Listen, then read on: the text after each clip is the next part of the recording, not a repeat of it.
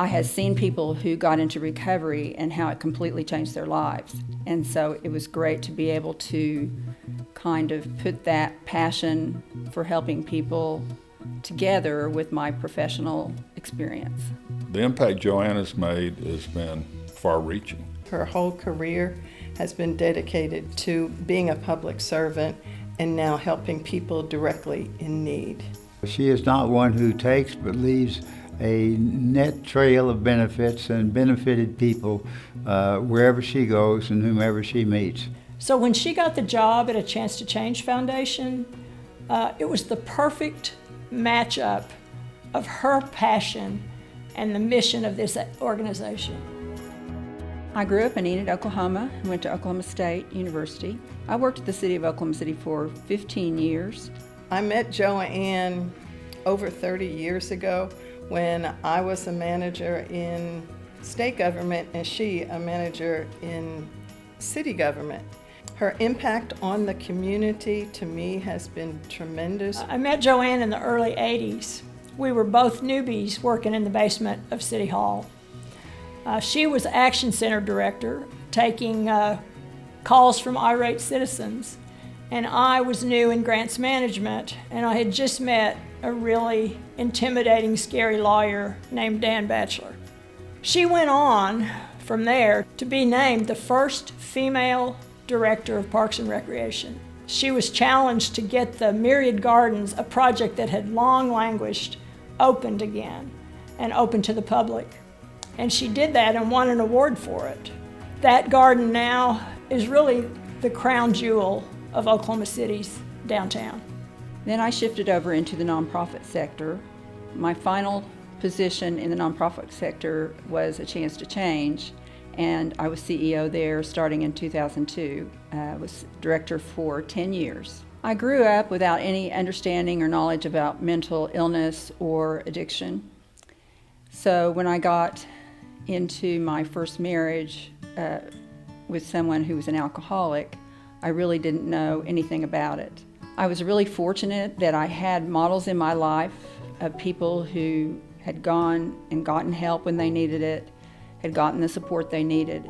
So I had a little bit of a way to go. I knew how to get help, and I was able to do that, and it's completely changed my life.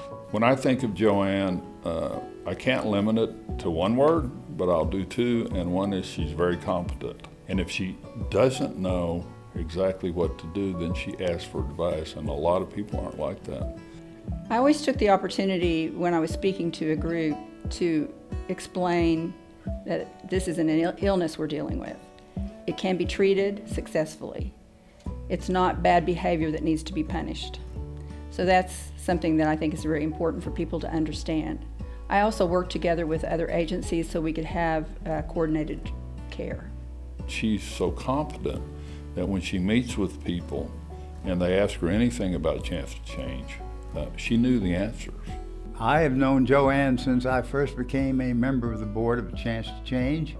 I was invited, perhaps more strongly than that, I was encouraged by Jim McGuinness, in whose name the award is given, to become a member of the board, and it was there that I met Joanne Pearce. When she arrived on the scene, the Chance to Change Foundation was what I would describe as being on financial life support, barely making it from one financial obligation to another. Joanne transformed it into a financially responsible organization. She broadened its base of support. What I was able to do was to assure them some financial stability so that they could go into the future knowing that they could serve people. The very first word I thought of was change maker. Joanne has a dedication and a willingness to take on challenges and the consistency to see them through. And I've seen that all through our friendship over the years. Joanne is a giver. She is a person who gives of herself, her care, her consideration, her intelligence, her time, her dedication. There's many words, dedicated, committed, but I would say the most appropriate word is collaborative. She is the queen of public-private partnerships and team effort. And the other one is steady. Well, for example, writing these grants is really difficult work. She just wouldn't give up on applications, and there were some groups that didn't help us for 5-6 years, but Joanne was just steady, and she built a relationship with them and showed them what we did. And we invited them to lunches. She just built relationships. Those paid off for Chance to Change. Well, I feel very honored to receive this award.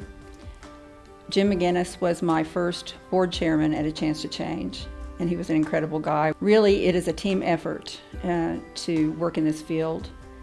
I had a lot of help from dedicated staff and from board members who were very committed.